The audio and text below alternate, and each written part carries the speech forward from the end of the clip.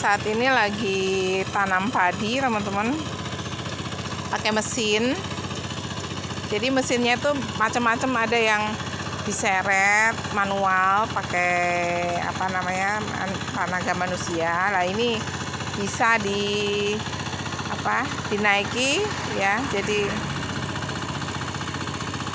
lebih cepat, lebih praktis karena dia sekali tancap itu bisa 6 deretan padi pakai mesin transplanter. Ini mempermudah, mempercepat, menghemat biaya juga teman-teman. Kalau di sini untuk satu kotak istilahnya itu kita bayarnya 650.000. Kita nggak perlu menanam bibit padinya, tidak perlu sulamnya, karena sudah diikuti orang yang sulam tuh di situ teman-teman. Jadi kalau ada yang nggak nancep dari mesin, maka akan disulam oleh tenaga. Itu ada 3 orang yang ngikutin alur tanamannya, yang kosong-kosong diisi manual pakai tangan. Ini pakai mesin transplanter, jadi lebih cepat, lebih hemat ya.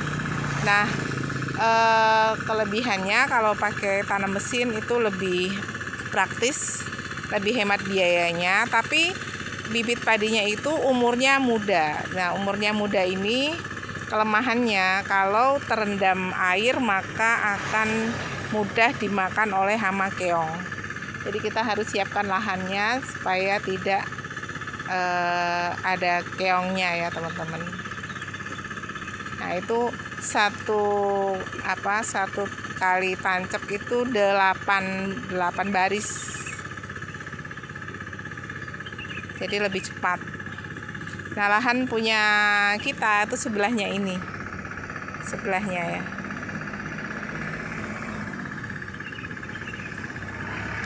Dan airnya itu nyemek-nyemek ya teman-teman, jadi tidak boleh terlalu banyak air, karena kalau terlalu banyak air nanti banyak keongnya. Keong emas itu yang suka dengan bibit padi muda.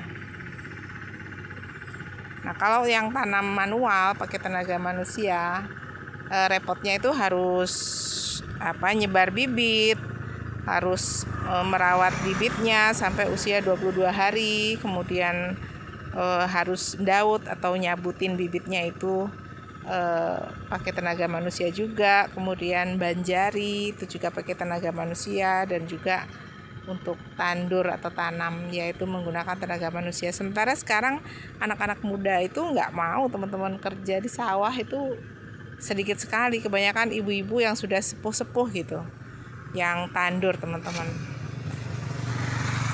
Nah jadi memang lebih hemat kalau kita menggunakan alat transplanter atau tanam mesin.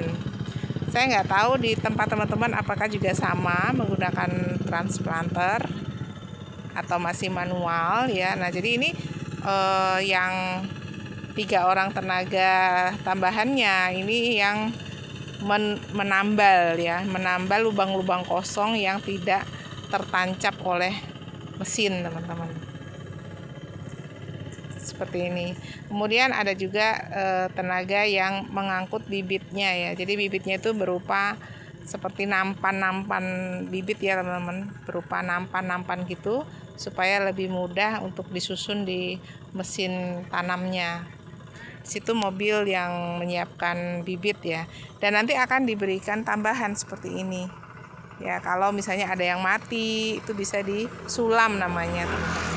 Jadi kondisi lahannya harus nyemek-nyemek itu diairi ya teman-teman, supaya cukup untuk alatnya itu jalan ya, karena kalau nggak ada air juga susah jalannya, seret juga. Nah ini ditambali yang kosong-kosong yang tidak tertancap mesin, yaitu bisa jadi karena mungkin tadinya batang-batang padi yang lama itu masih keras sehingga dia nggak bisa nancep tanaman padinya teman-teman. Nah itu disulam.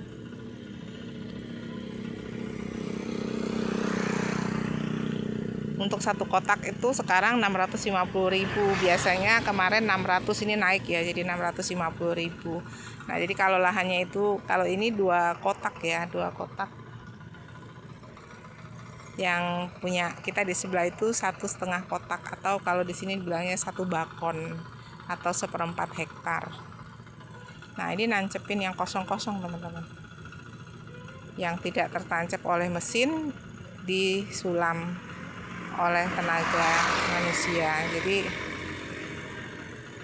bibitnya kecil, kalau mesin itu bibitnya 14 hari ya. Kalau manual biasanya 22 hari.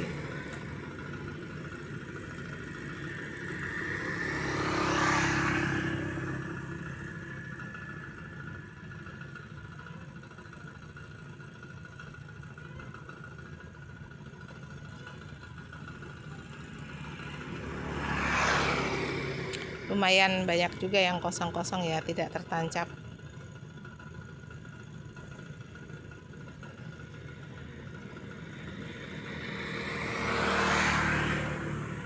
Seperti ini kegiatan tanam mesin teman-teman. Jadi tetap tidak bisa mengandalkan 100% dari mesin itu tertancap semua bibit ya. Jadi harus ada juga yang sulam supaya terisi semua bibitnya. Lumayan banyak ini yang nggak tertancap. Nah, kita lihat lagi tuh mesinnya jalan ke sini.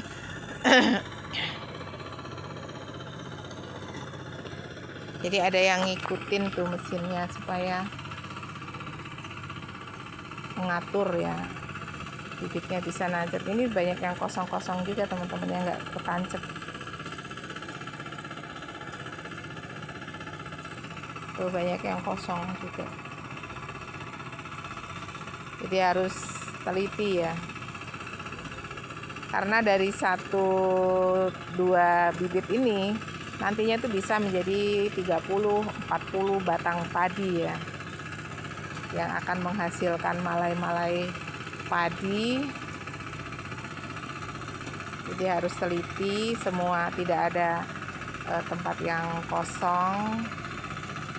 Dan nanti kalau bibit kecil seperti ini ya, anaknya itu kalau kita rawat dengan baik bisa menjadi 30-40 batang padi teman-teman. Jadi ini proses awal tanam.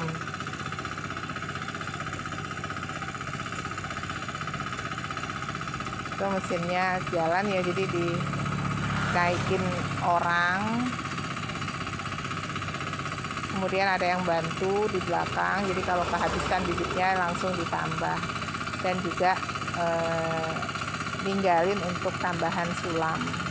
Ini cukup banyak yang tidak ketancep ya teman-teman. Tuh kosong-kosong.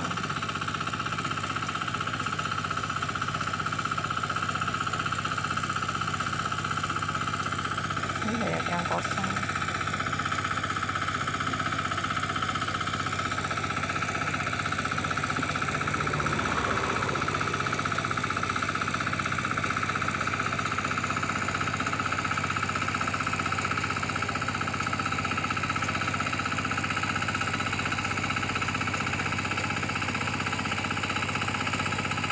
Tuh banyak yang kosong.